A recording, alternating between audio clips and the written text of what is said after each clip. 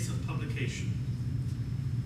If more than one place of publication is given, only the first is required.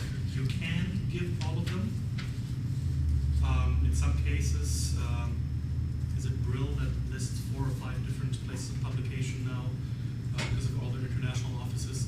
That might not be feasible, but what is given, if you choose only to give the first place of publication, is the first place of publication that is named on the resource. The current practice is to identify the place of publication in the home country of the cataloger. That is, if Brill publishes something in Leiden and New York, it, until now, would have been acceptable to do Leiden, New York, Brill in the publication statement. Now, if you're choosing to give only one, Leiden, or whichever one is named first, is the one that would be cited in the 260. Whenever possible, a probable place should be supplied for the benefit of the user. If the place is known, you will put it in square brackets. If the place is suspected, you will put it in square brackets with a question mark. Not all that different from what we currently do. Perhaps there's a slightly greater emphasis to try harder in RDA. Really try to put in the place of publication if you can. Under no circumstances should SL be put in a 260. Assuming that most users really wouldn't know what that means. SL. If you don't know the city, you can give the country or a probable country, state, etc. Supply as much of the information as you can, if at all possible.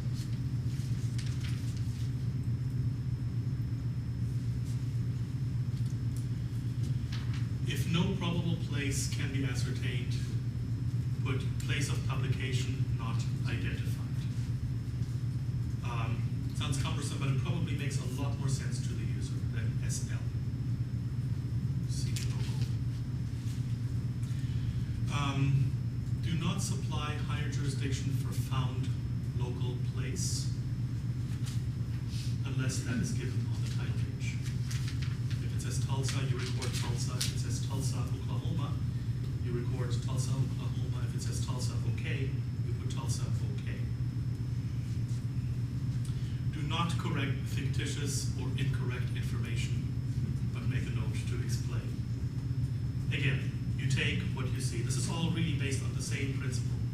Take what you see, accept what you get. Accept what you have. Do not correct fictitious or incorrect information. Something that you'll come across more when you do rare book cataloging. I know with a lot of Reformation materials, you have fictitious places given by the printer for security reasons to make sure their shop wasn't burned down. Or sometimes also as a parody, different sides on the religious wars would posit that something was published in Wittenberg or in Rome in order to make fun of the other side. So you would record whatever you see on the resource and make a note to explain that the actual place of publication is in fact a different one. Yes?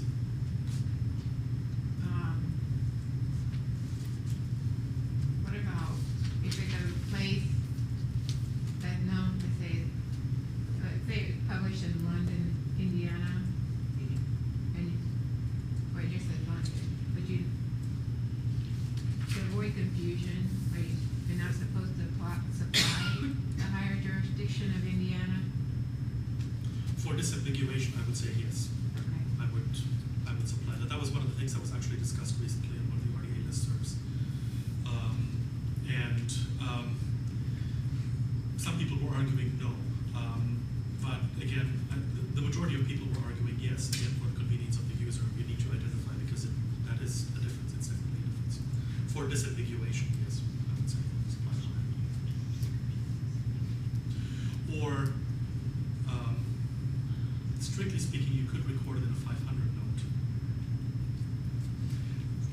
not sure how useful that would be for the user. I would probably record it in the 260 rather than say London, and then a 500 note explaining this is London, Indiana, not London, England, which is awkward. Yes. Also, fictitious places, if it says Neverland, you put Neverland in the publication statement and then explain in a 500 note where it was actually published, or Hogwarts or whatever. And then the fixed fields, of course, would identify the place of publication, the real place of publication.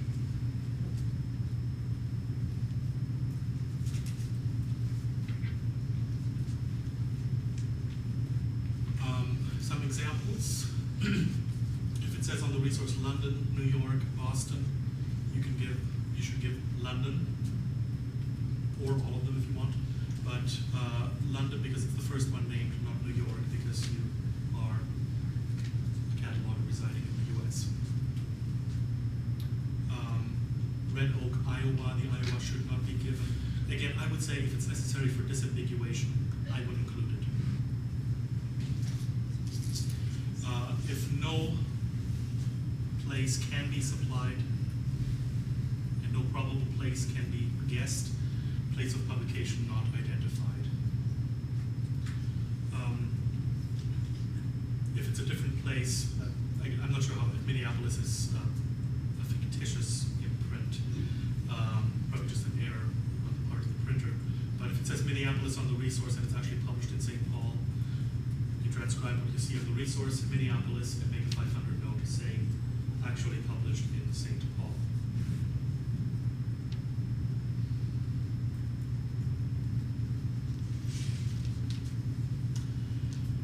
Publisher's name. If there's more than one, again, only the first recorded is required. You can give all of them, but only the first is required for a core record. Do not shorten the form of the name, but you can omit a corporate hierarchy, and I'll give you a couple of examples in a minute. If no publisher is identified, do not try to supply a probable publisher. It's one thing to supply a probable place. You can assume or guess or construct where a resource was published. It's much more difficult to supply where a publisher, what publisher published the resource. If no publisher is identified, you give publisher not identified, not SE. If you have other sources that tell you who published it, you can supply that in square.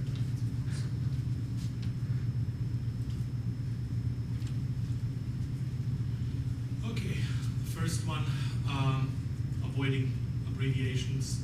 J.J. Wilson Publishing Company, not Wilson Pub Co. Again, this would mean a lot more to the user, and we're no longer restricted to 3x5 cards, so there's no reason why we cannot spell it out. Humanities Association Renaissance Literature section. You can, on the source it says Humanities Association Literature Division Literature section. You can shorten the hierarchy.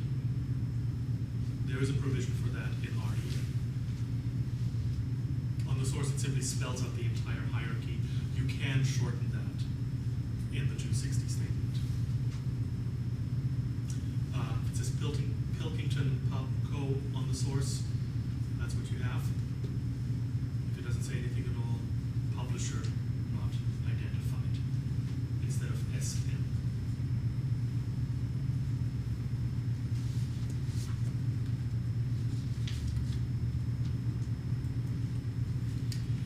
Date of public. Oh, yes. On non-commercially available, non-published, like dissertations. Oh. You put published. We usually leave those subfield A and subfield B blank. Right. Do we leave them blank, or do we put these bracketed publisher not supplied?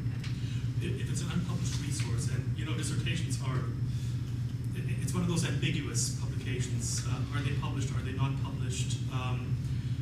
The convention usually is only to supply the year of publication, but no place and publisher. And if it is defined as an unpublished resource, that is what we should continue to do.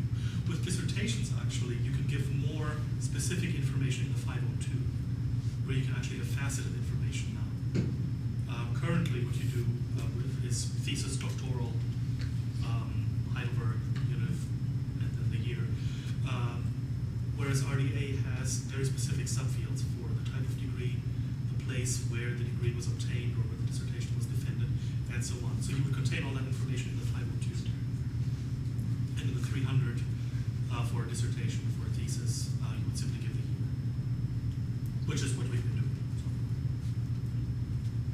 So I think most places do that. I know at Emory that's been the custom for many years there.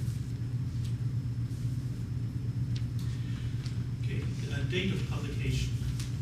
If no publication date is on the resource, an effort should be made to supply a probable date whenever possible.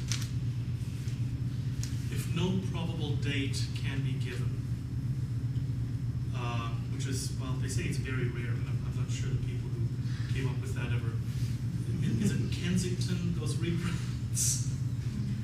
Nightmare cataloging, I think. They issue these reprints of works in the public domain and never contain any publication information whatsoever. You can sort of guess when it was published, but anyway, if no probable date can be given or supplied, you should give date of publication not identified. Even under AACR2, this was really quite rare.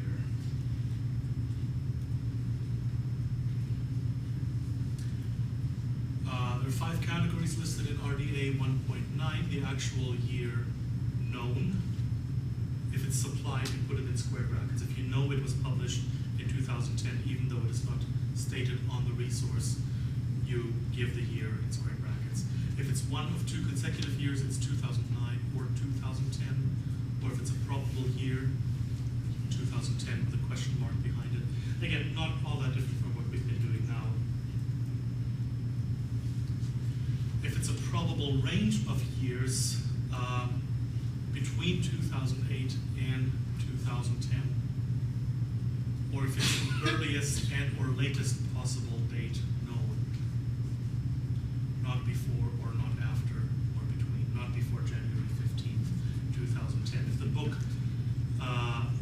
lands on your desk on a specific date and you really don't know what to do with it, you could conceivably put not published after today's date and give today's date. That might not be the best way of doing it, but conceivably you could do that because you know that if it's on your desk now, it wasn't published before today. But no longer, CA should no longer be used, but instead approximately can be used if you're giving an approximate date. But every possible effort should be made to supply the date.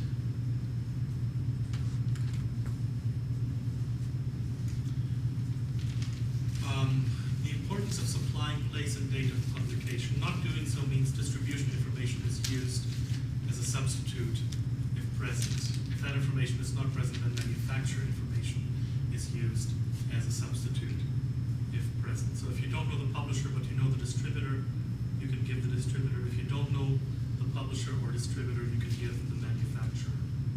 That is the actual printing press. In real book cataloging, that's all we do anyway, but obviously today's world is quite different. So you use instead, and I'll give a couple of examples as well in a minute, distribution or manufacturer information. It helps supply the place and date of information. It's because you cannot supply a probable publisher. You can supply a probable place of publication and a probable date of publication, but not a probable publisher.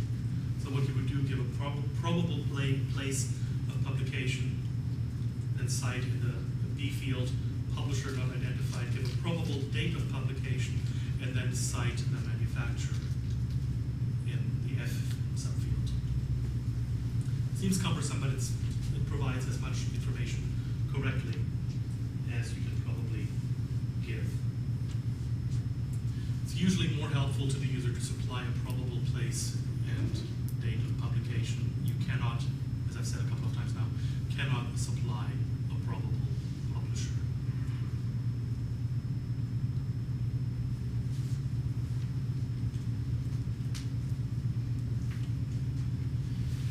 So if you use distribution information, place of publication not identified, you could do that. ABC publishers, then you could cite Seattle, distributed by Iverson Company. That's the place of publication, of distribution, and the distributor, 2009. So you supply the distribution information. It is simpler to simply supply a place of publication. So rather than giving two A fields, it is simpler to say Seattle is the probable place of publication. Does that make sense?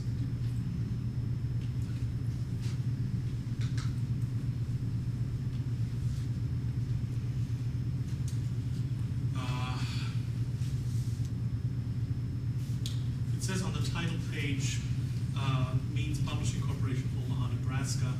On the title page verso, it says 2009 distribution.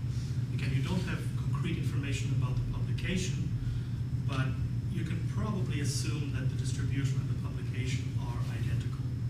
So rather than doing an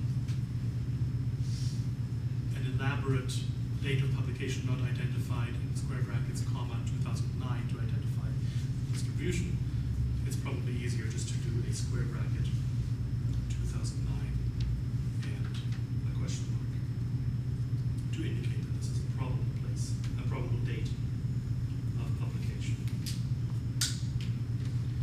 Sometimes you must give distribution information. This is a case for a CD on the jewel box. It says published 2010 at Providence, distributed in Boston and Ottawa by KL Inc. We know the place of publication is Providence. The publisher is not identified. So we give Boston as a place of distribution and KL Inc. as a distributor. Because that's all we know. And it's better to supply that than not to supply anything at all. 2010. Manufacturer information. This was the ENF I was talking about earlier. If you can't find information about publication or distribution, you can cite information in E and F as the place of production and the producing agency. Armin, Virginia, Ross Printing, 2009.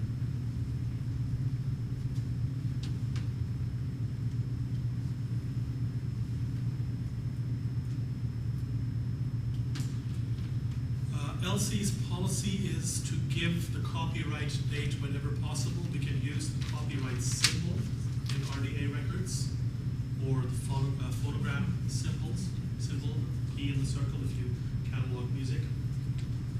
In ACR2 you couldn't. It was C and then the year. Computers are a little more sophisticated now. We can actually include the C in the circle, the copyright symbol instead. Mark 260, if you know the place of the date of publication, you give it, comma, and then the copyright publication. So you often end up with two dates, two identical dates, 2009, comma, copyright 2009. Or if all you have is the copyright date, then you would give that, copyright 2009. Examples for this, on the source, published 2009 by Colorado Department of Education, copyright 2009. This is one of those cases you have two identical dates, 2009, comma, copyright 2009, or what you can have here on the label, ELC Publisher Chicago, phonogram 2010, date of publication not identified, 2010, or what I would probably do in that case is simply give the keep 2010.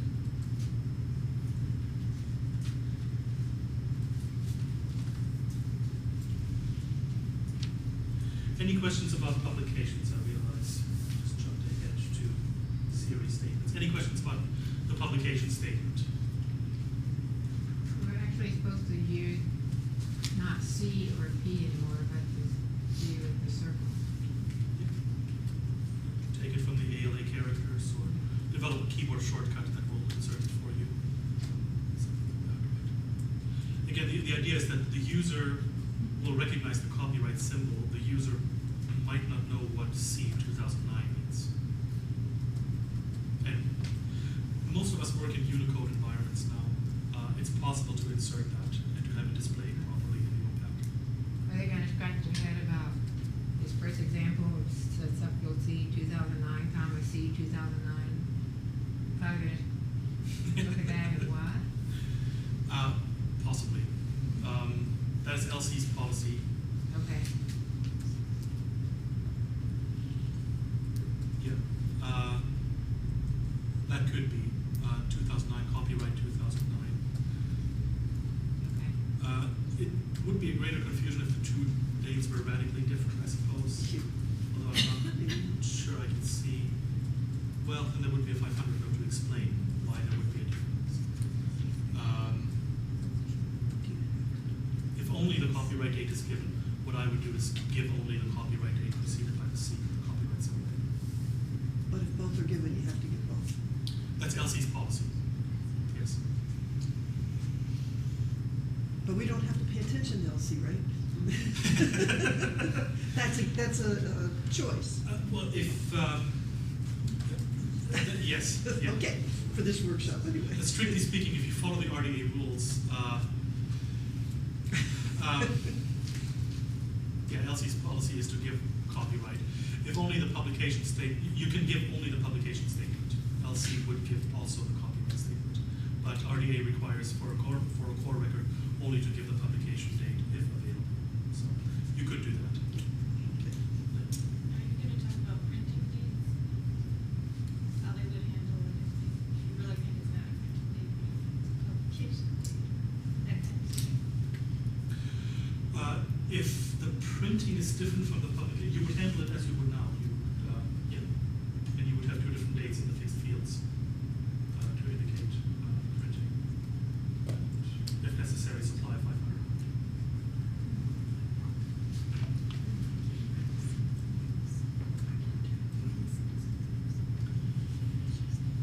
Okay, series.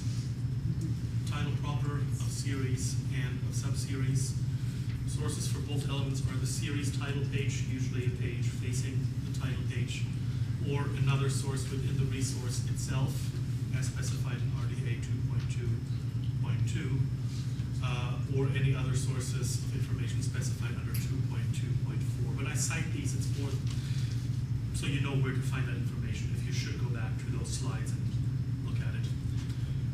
The basic instructions on recording titles is given in RDA 2.3.1, and the information is recorded in 490A. As we all know, Library of Congress no longer controls their series. Yes. I think that's unfortunate. We still do at Emory, and I know many other libraries still do. So we often end up with identical 490 and 830 statements. What you'll see in LC records is simply a 490 statement with first indicator 0. Notice that subfield X, usually the ISSN statement, is now repeatable. And LC has decided not to apply the optional omission to omit the main series ISSN if the subseries ISSN is given. That is, give both if present. That's possible because subfield X is now repeatable.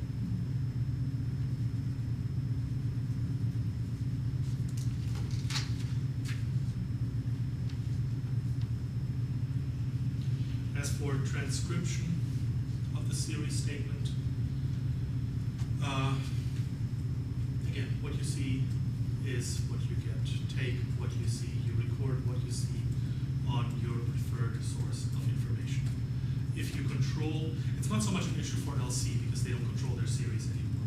If you still control the series, record the controlled title of the series in an 830 field. It's the practice that I believe most libraries who still control their series titles do. That's what we do in Emory. give the title as transcribed on the title, series title page, and then in 830 the controlled series title.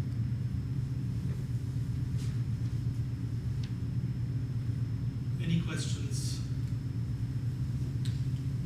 on series? That brings us to the end of chapter 2, not the end of module 2. Don't worry, there's lots more to come still. But the end of RDA chapter 2, which records the title and publication of a manifestation, including the series. Core elements from other chapters. The main elements we're talking about here is the extent. It's defined in RDA as the number and type of units and or subunits making up a resource. A unit is a physical or logical constituent of a resource, such as a volume or a CD. A subunit is a physical or logical subdivision of a unit, such as a page or a volume. Not all that different from what we do now. Give if the resource is complete or if the total extent is known. If you know that a 3-volume monograph or that a multi-volume monograph has 3 volumes, put 3 volumes in the 300 field, even if you've only received 2 so far. So supply what you know as you know it. It's here that you'll probably see some of the greatest changes with RDA in the 300 field. For one thing, no abbreviations should be used. This should come as no surprise by now, because we avoid abbreviations if at all possible. Use pages and volumes instead of P and vol or V. Use approximately, not CA, and that is, not IE.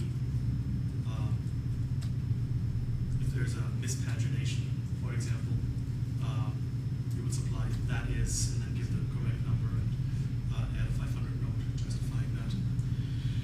Use unnumbered rather than square brackets enclosing the numerals. Again, it's a convention that we've been doing for years. All catalogers know that a number in square bracket means that the number isn't actually there, but most users will prefer to see 48 unnumbered pages.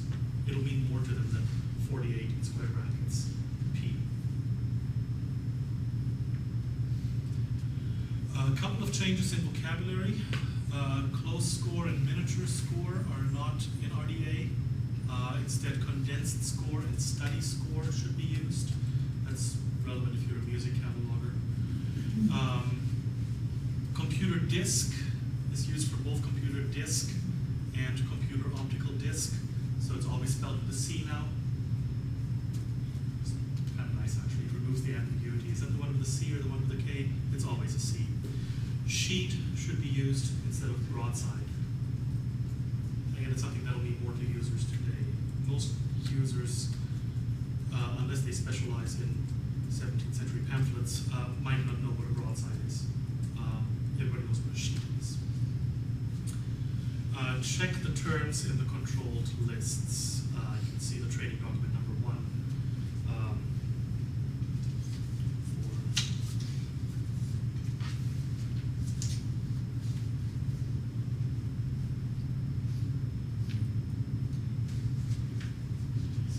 Yes. The 300 that you're talking about, the unnumbered thing, I didn't quite catch that. I think we've been using 1 volume and then unpaged. Is that not correct? What is that? Are you saying we say 48 unnumbered pages? If you know that it has 48 unnumbered We don't have to count the pages. We give the invitations. If it's less than 50, I probably would. Obviously, if you have a book with 300 pages that are unnumbered, I wouldn't. Yes. Yeah, 1 volume unnumbered pages is fine, as long as you don't abbreviate.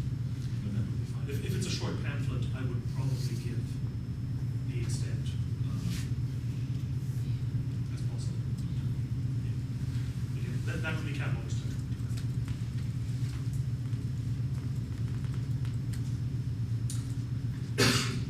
Scope. The measurements carrier or carriers and or the containers of a resource.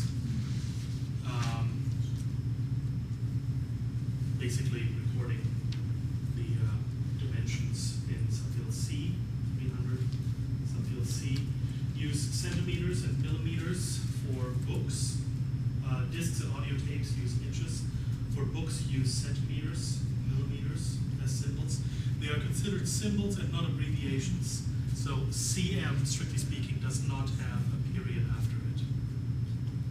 Although effectively, it often will if it closes or if it's at the end of a field, because you provide a period at the end. But that's ISBD punctuation, and RDA is not, in fact, specify that. That's just what LC has decided to continue to use. So CM and MM are symbols, not abbreviations. It's also a way to justify why we can use CM rather than spelling out centimeters. I think this is one of those ambiguities where some people are uncomfortable with RDA. I don't think that they were 100% consistent here, but this is the current rule. Yes? Any questions about that? The replacement for the GMD. Instead of subfield H in the 245, we will record what used to be called general material designations in 3 extra fields: the content type, 336, media type, 337, and the carrier type, 338. Your green handout, the trifold, will list all the vocabulary for these fields that you can supply. 336 content type, and you would find the proper content term to give. The catalog of your book, it'll be text. Your code will be followed by delimiter 2 RDA content in the 336, or RDA media in 337. That specifies the database where the controlled vocabulary is taken from. And you can have macros set up in the system that will supply them automatically.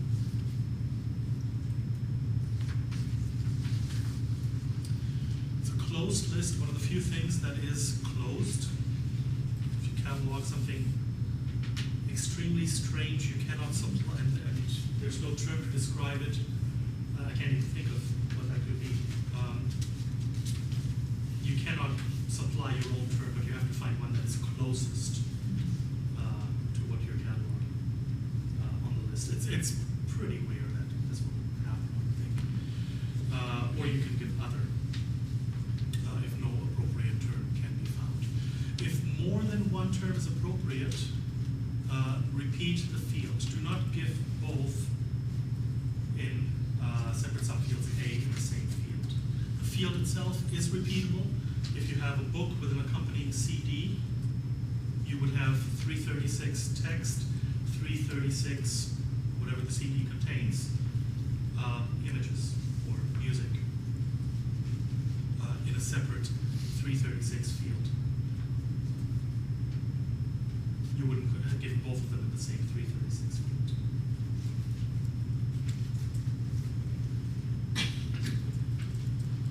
So the way to record it is to turn, and that's the one you select from your green handout, followed by delimiter 2, RDA content, RDA media, or RDA carrier as appropriate. You can also add material specified if that is appropriate. If you have to specify what exactly you are describing, delimiter 3, accompanying CD.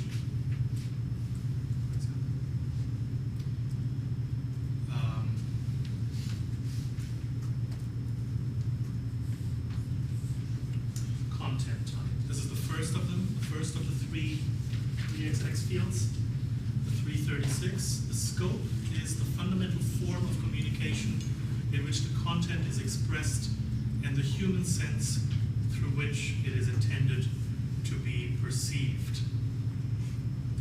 images, it also needs to be noted whether 2 or 3 dimensions and presence or absence of movement. Could you go back one slide? Sure. I'm sorry.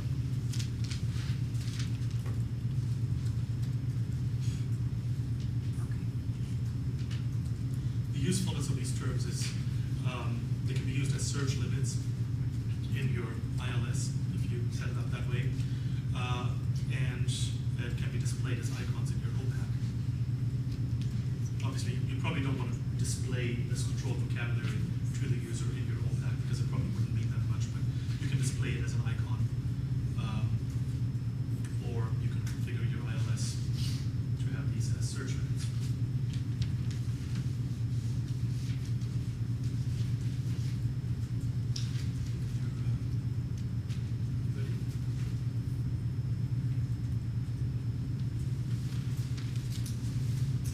Content type, fundamental form of communication.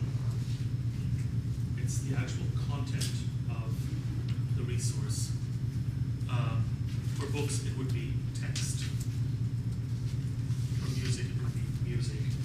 Or anything like here on the field, under 336. Spoken word, speeches, interviews, spoken word, cartographic image, notated movement, notated music, sounds, anything in bold, and it gives a little definition after that.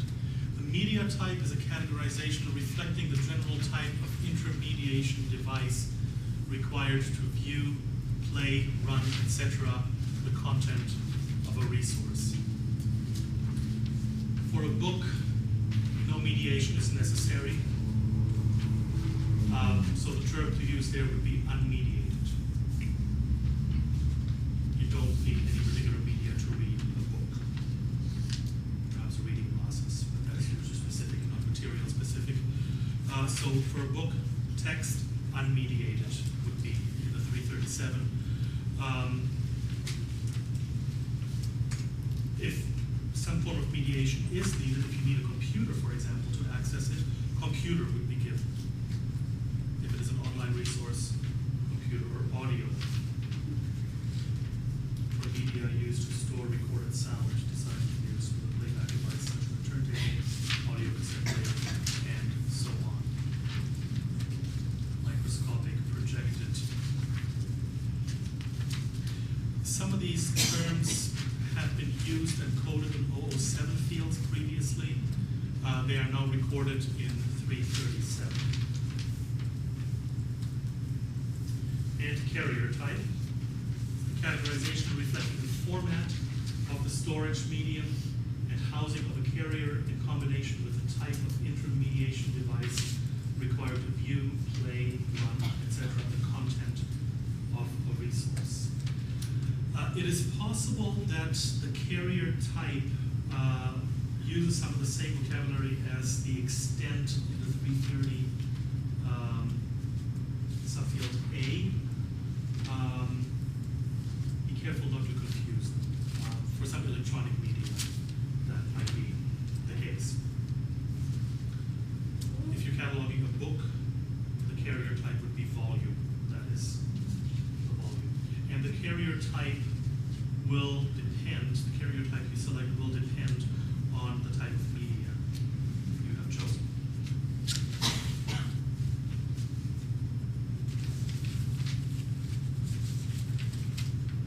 So under 338, you have the controlled vocabulary not under the bold headings. Those are the type of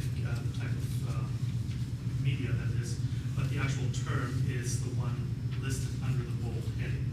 If you have unmediated carriers, for example, if you don't need any kind of media, if 337 is unmediated, possible terms to use at 338 would be card, flip chart, object, roll, sheet, or volume. If 337 was audio, possible carrier types are audio cartridge, audio cylinder, audio disc, audio roll, audio cassette, audio tape. soundtrack, and so on. So 338 is dependent on 337, depending on what you choose to put in the 337. Your choices for the 338 will differ. Does that make sense? Okay.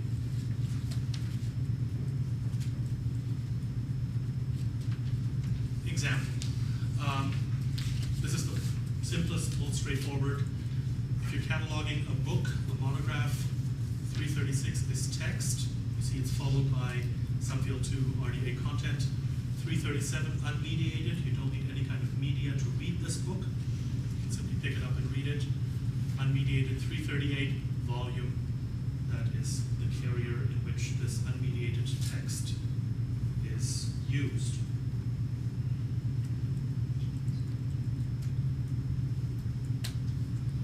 Some more examples. A book with 123 pages, you would record 123 pages and 28 unnumbered pages. You don't have to give the unnumbered pages. This is related to your question. Yeah, that's what I was asking for, actually. Why do we need to use RDA content, RDA media, RDA carriers? Isn't it by definition in those lines already assumed we know that? Why do we need to? Conceivably, because RDA is the only standard that is using this control vocabulary. I mean, they're the ones controlling this vocabulary.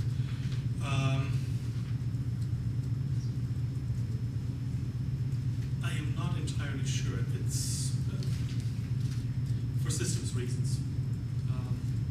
I suspect the database is specified, even if there's only one database to choose from.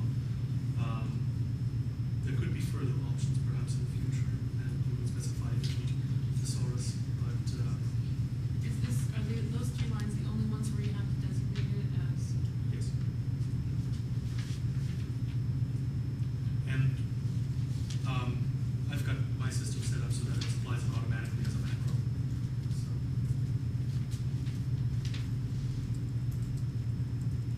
it does seem repetitive.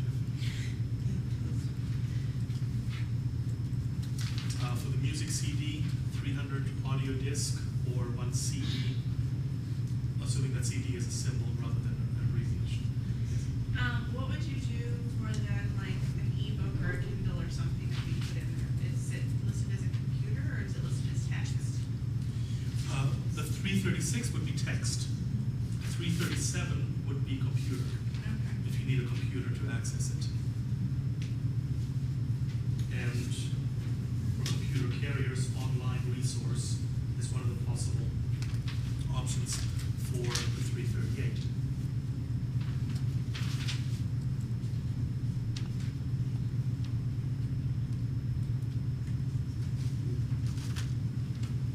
Scores, one vocal score, notated music, unmediated volume, cartographic image, unmediated sheet.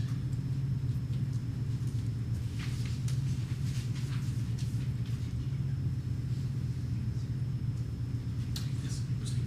I'm wondering if the subfield to RDA content, RDA media, might be referring to the vocabularies that Diane Hellman was working on. Maybe that's the sort of identifier for those vocabularies. And that's just a guess, but it does, I agree, it does seem like redundant to have a mark field and then, but maybe that's why how sometimes certain vocabulary lists are referred to. Right. I don't know. I'm just trying to see. That is what it is, but it is odd that there's only one list to choose from. So why would you have to specify the list? But yeah, that's. Yeah, you're right, yeah. Yeah. It does seem redundant. But that's why I'm thinking it might be perhaps in view of perhaps future developments where different lists might be optional depending on the materials you catalog. Yeah. Although I think that would be moving away from the spirit of RDA. So, I see what you mean. Yeah. Okay. but yeah, it does seem redundant. It's odd. Okay. More examples. One DVD. I love the description here, the 336, two-dimensional moving image. This is the sort of thing you want to have represented by an icon. Yeah. Not too helpful for the user.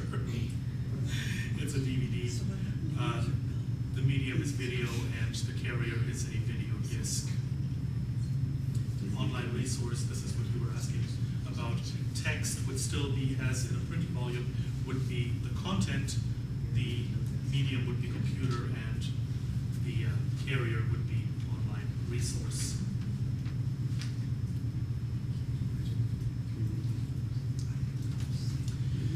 I mentioned that they're repeatable depending on the material you catalog. For example, if you have a website that you catalog, you would have one 300 field, which specifies one online resource, and then you would have a number of 336s that specify the content. It contains text, cartographic image, and still image. Text, maps, and images.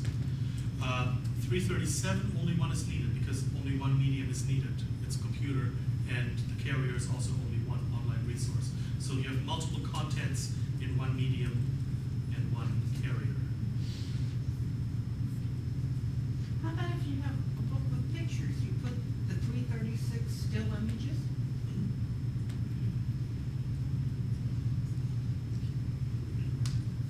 So you no longer put that in the 300 field? Strictly speaking, no. I would still code it in the fixed fields.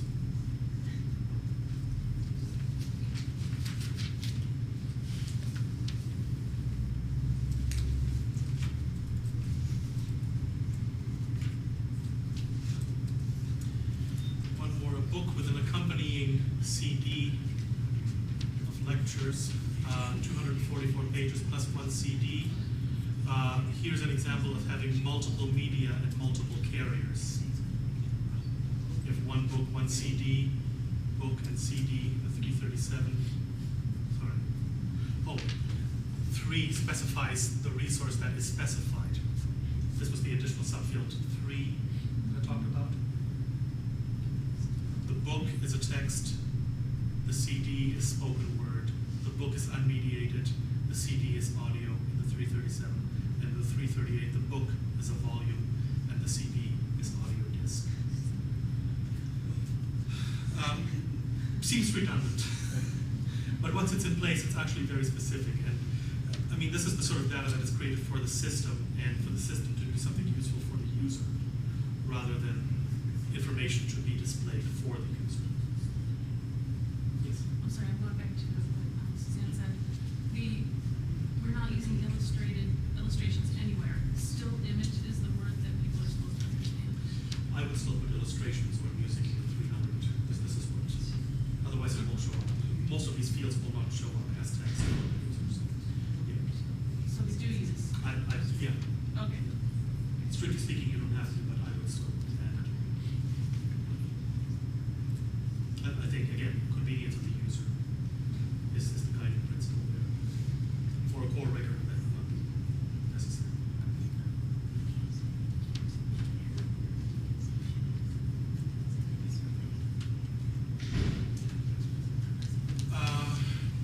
One more thing.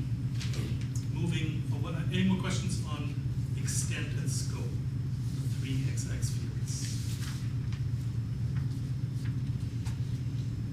And one more thing I wanted to mention, dissertation or thesis information.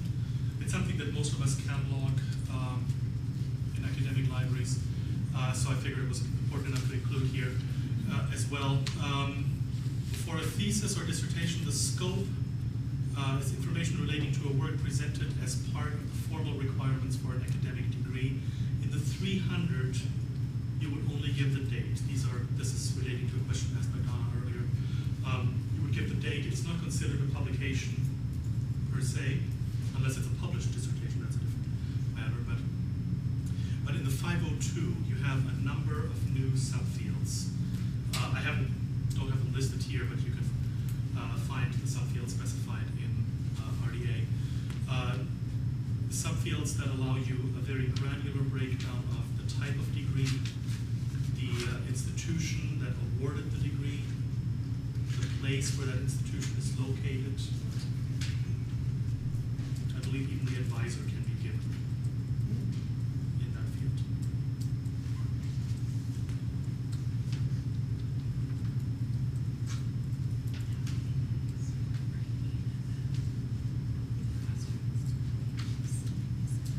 Supplementary content.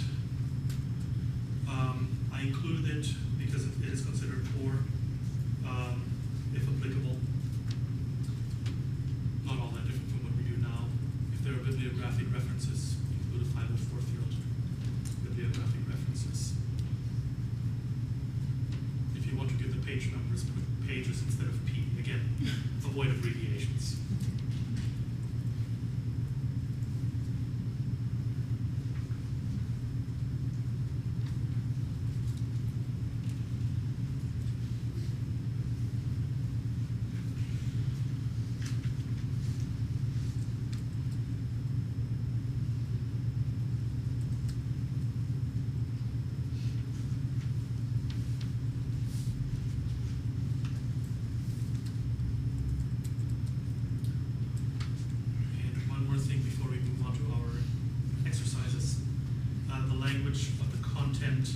If a book is only in one language, no information needs to be given, obviously. It says not programming language, that is, it's not the ENG you put in the 040, indicating that the record you're constructing is an English language record. But if the book you are cataloging contains content in more than one language, you can give that, as we do now under ADCR2, in the 041 and 546 fields. Contributions in English, French, and German for conference proceedings, for example. Or if a book has the Latin text of Augustine's Confessions with the English translation of facing pages, you would give both in the 041 and 546 fields. Can you explain a little bit more what you mean by non-self-filled and authorized practices?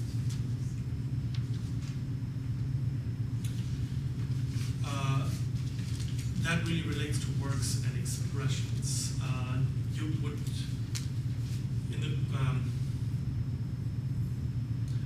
languages would not, a good way of putting this. You're not saying that subfield L has been discarded. You're saying if you have a translation and the uniform title, as we used to say, has subfield L, you don't add an 04154. Subfield L still exists. For works and expressions, not for manifestations. You wouldn't use subfield L in a 245. I would use it in a 240, right? But you would still use it absolutely in for works and expressions, which are recorded between a 240 or 130. So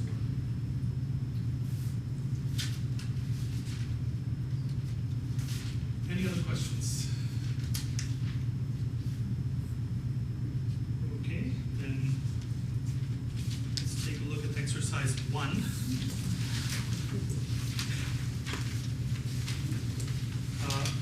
All the fields with the marked fields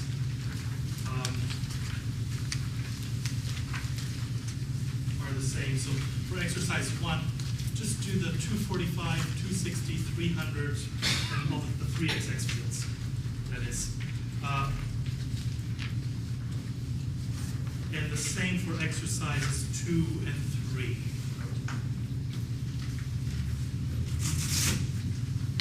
Say, let's take maybe 10 minutes or that, and then we have a few minutes to go over it, and then we will take our lunch break. All the information that is supplied in your exercise packages are the title page verso, and also an existing AACR2 record. I figured that was probably the quickest way of getting you the information pertaining to the resource. And there's no reason why you wouldn't be able to look at the AACR2 record. But that way you would know that it has 248 pages and so on.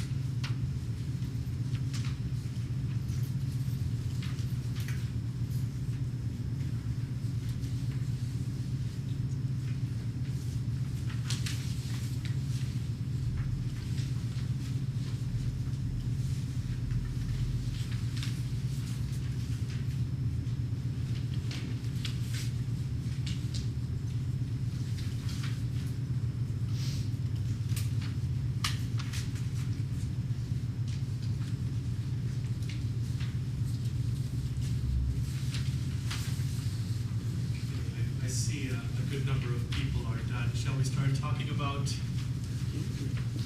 exercises? Okay. Exercise 1.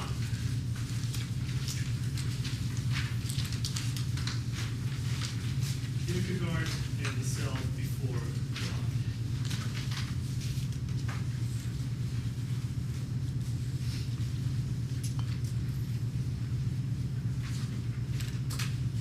For the 245. Anybody have anything different?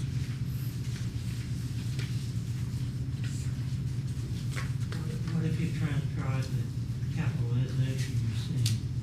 That's a good point. You can do that as well. And in fact, I will have that as I click through at the end as an alternative transcription option. Good point. You do have that option of capitalizing as it appears here. Yes. I capitalized this because it was capitalized. Oh.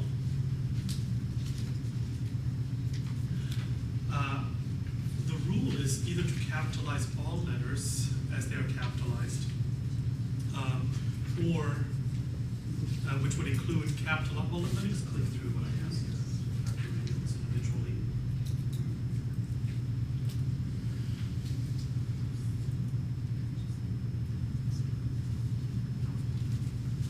If you capitalize abyss here, I think you would also have to capitalize all the other letters, because that would be the true transcription.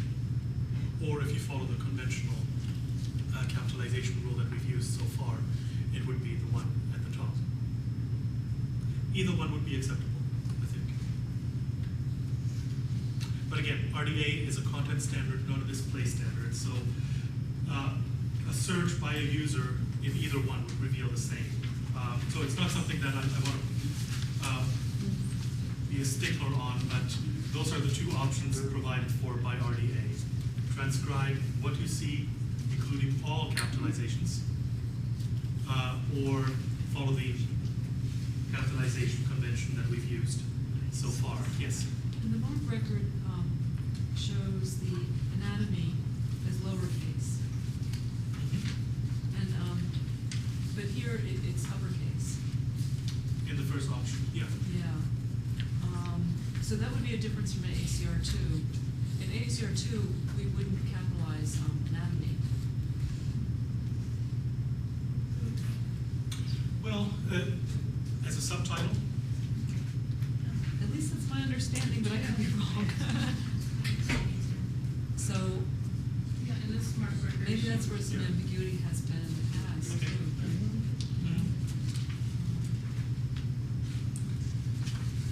it probably shouldn't be capitalized then. Your record yesterday also was capitalized. The subtitle in one of your records, or maybe all of them yesterday, because I remember mentioning it. A subtitle in one of your slides yesterday was also capitalized the first one. It's like, Okay. like eight pages.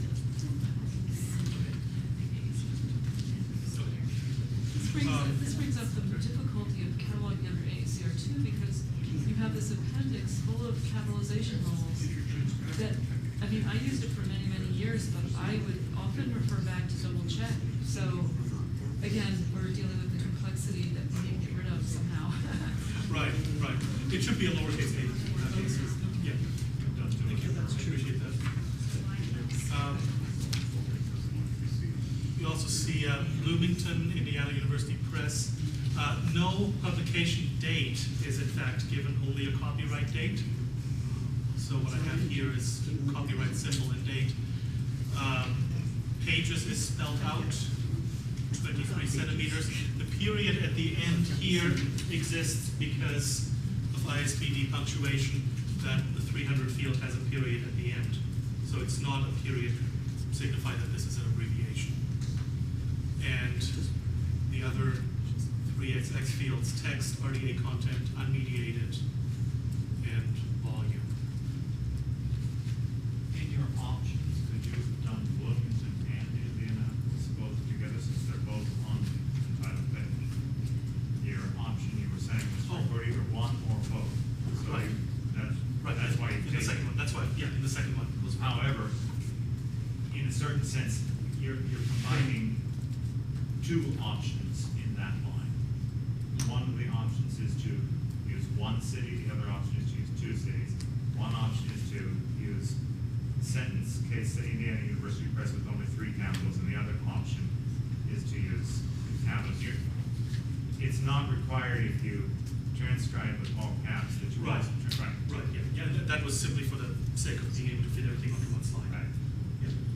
Yeah, that's true. I have 2 different option rules reflected here. That's true. Yeah, and those are independent of each other. Any questions about the first record? I might have missed this when it got checked out, but I thought you were supposed to provide as much information as possible on the place of publication. I put Bloomington, Indiana. But you're supposed to eliminate the higher jurisdiction, is that what I remember? Unless it's necessary for disambiguation. Yes. Okay. If no publication information is given, supply as much as you can. But if publication information is given, Bloomington, Indiana University Press is fully sufficient. Follow up on that. Mhm. On the verso, the state is given. So you're saying that by preference you stop at the recto of the title. I am treating the recto as my preferred source of information. That's correct. Your preferred source and only your preferred source until you are forced to another page. Right. If my preferred source were the verso, then I would include Indiana. Yes.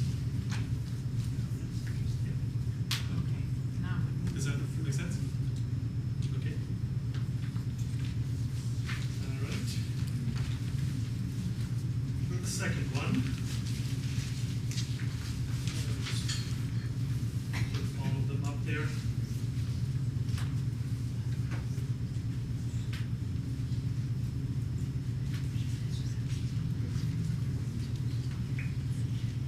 Gospel according to Homer and Virgil.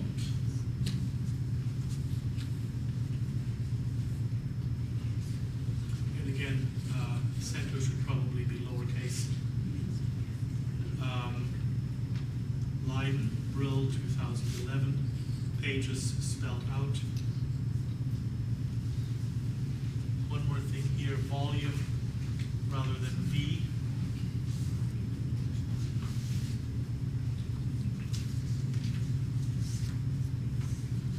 And the 3XX fields are fairly straightforward again, text, unmediated, and volume. One alternative option would be in the 260, I have given only the date of publication, 2011. This is really all that a core record for RDA requires. LC practice is to also record the copyright date, which gives this duplication of the same date. And somebody had asked earlier, is that really helpful to the user? I'm not sure if it is, and I don't think it needs to be given since we have a date of publication that is given. Yes. Since it does say copyright on the verso. The verso. It doesn't say that on the title page. Copyright. If a publication date is given, the copyright does not have to be given as well. But LC practice is to give both. Guessing. LC practice is to give both. Yeah. Guessing. I'm feeling very blind here. Where did you find Boston for your alternative option? It's not to be careful. I can't find it either. We all know it's also Boston.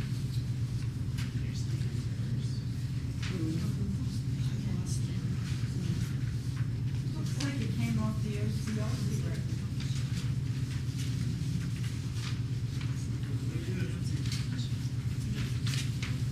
It's on the record. Good point, thank you. Boston is not an option because it's not given anywhere. Yes, thank you. Where did you get the publication date from? See the copyright is another. I'm assuming from the copyright. Publication date should be given in the verso. I saw it there. Yeah, copyright. It's in the CIP. Yeah. Oh, there it is. Oh, it's after the.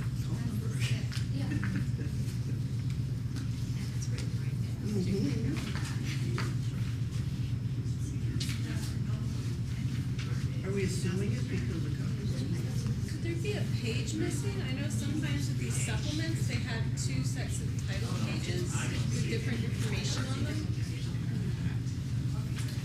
I may have forgotten to photocopy a page, that is a good point.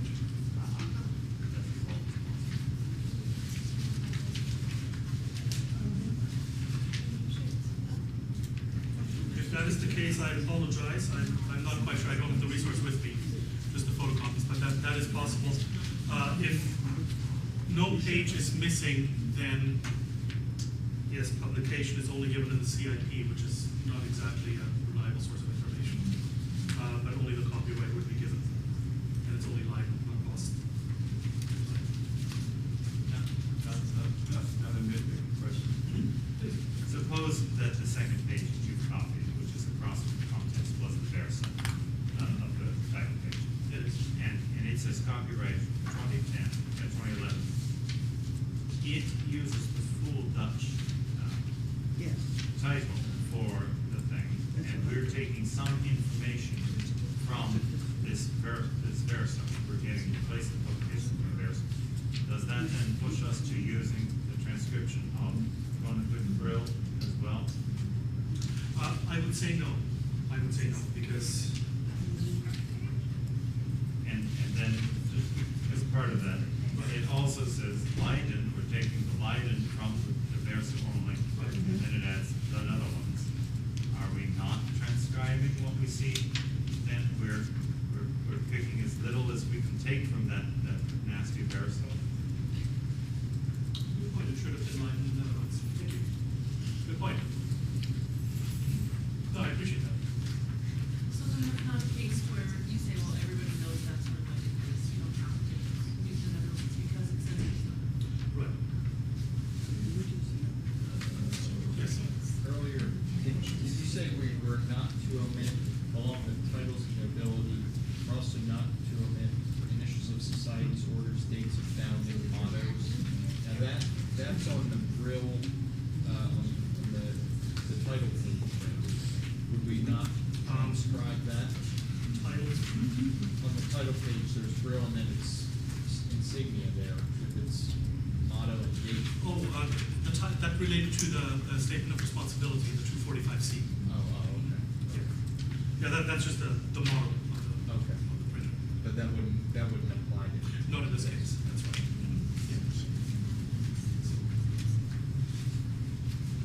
Now, if we're getting the copyright date off of the verso, we don't put that in brackets?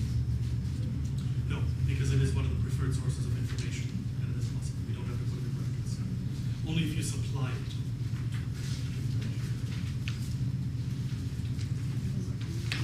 Okay, and the third one. Put all of that in.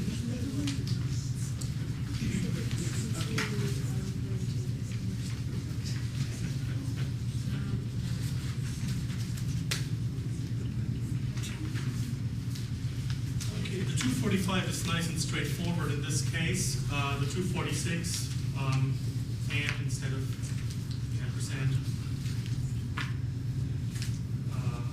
Get my sheet here. Macon, Georgia. Because Georgia is spelled out.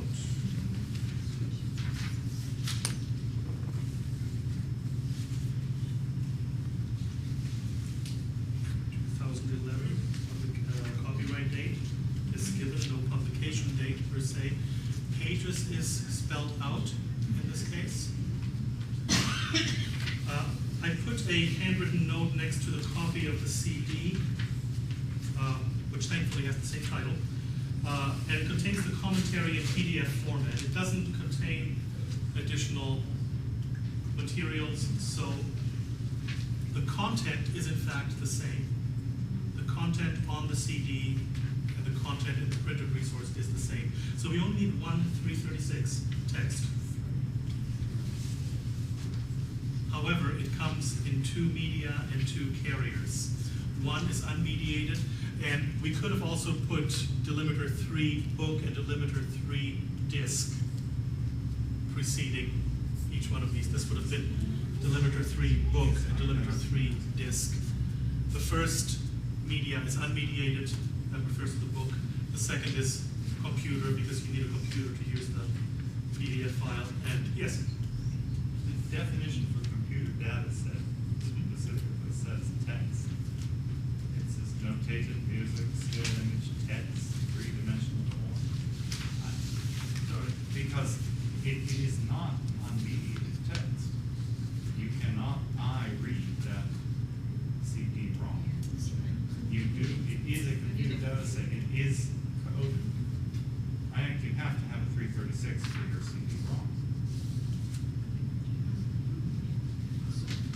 well, the content is it, I'm sorry, The content is not unmediated, readable text. No, it says, It's in computer form. it says, for data intended to be perceived visually in the form of blah, blah, blah, blah, blah, text. Yeah. See notated movement, etc. Yeah, text. So It is a computer data set. I think it's text. it is text. It is text, but it is computer data set text. It's just like a still A image. computer data set refers to The programs. CD-ROM is only read by ones and zeros. But well, that refers to media and carrier. That's why you need media and carrier. But it is mediated text, but it is text. Computer data set really refers to computer programs that you can. No, computer programs are separate. I think by the definition here, and by the fact that you cannot read it unmediated, you have to say that's why you have a media for the second. It's in, Your media is a computer. What media is required to read this text? I think Unmediated is eyeball. you're skipping the part where it's intended to be perceived visually in the form of notation. Yeah, that's the computer data set. Right, but it says in No, that case, if right. it's intended to be perceived visually, then you treat it as text. No, it doesn't say treat as text. It says see text. No, start with the first sentence. Content expressed through a digitally encoded data set intended to be processed by a computer. Your eyeball cannot see that PDF without the mediation of the computer. It is not unmediated. But Yes, It that's why we have is the a computer data set. This is not the way that any of. That's not, But we're talking about databases here. We're not talking about text. no, you're talking about still images, notated movement, notated music. There's a whole host of things in there which included text. I read the database first and thought, oh, okay, and then I kept reading. It's not the way it's been used by any agency, notated, yeah. cataloging RDA materials. I haven't seen any LC record that has done it that way. The content is text. It is mediated text, but it is nevertheless text. Does it mean? It is not coded text, for example, XML code, which would be a computer data set. But that would be a different issue. But if it is text, I think you need an extra word then. There because is an it's extra not- word. It says see notated movement, notated text, still image text. Those are not included in the set of things that are to be treated as computer data set. These are things that are to be treated as something different from a computer data set. It's like not normally displayed in its raw form. Yeah. This is yeah, stuff. that's why I use the example of XML code. If you have a coded text, that would be a computer data set. And yes, it is encoded text because it is preserved on an electronic medium, but it is text. Yes. Okay, just as far as the 300 goes, we have in your MARC record, Yeah. the illustrations, cartographic images, maps, that sort of thing listed.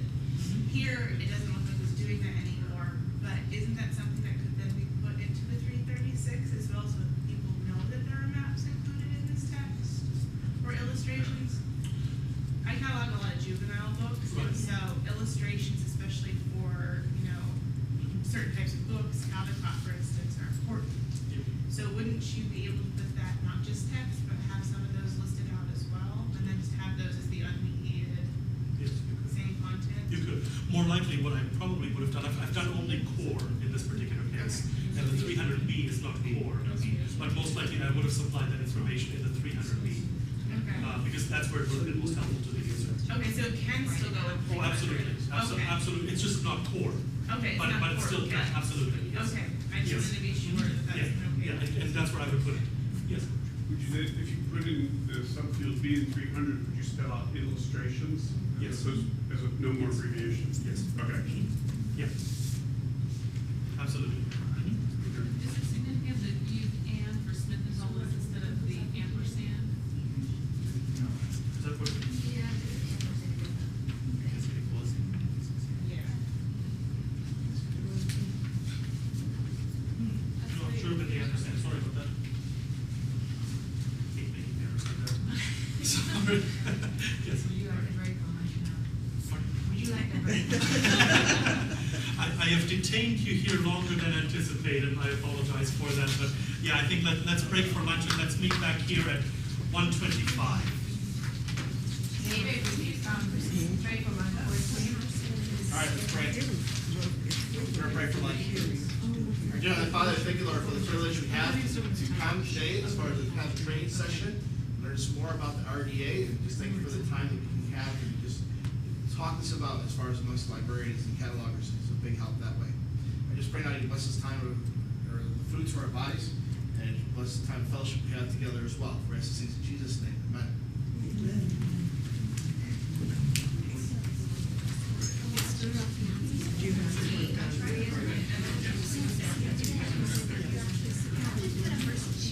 Let's make sure you do it. Because that makes it easier to do it. Do what you do. So if you're saying, you need to acknowledge that. I'm not sure.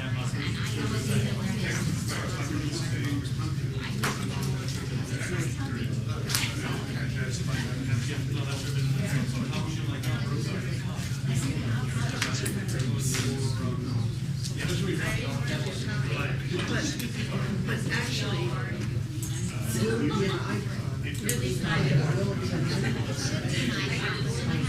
but you're not gonna have 6 items.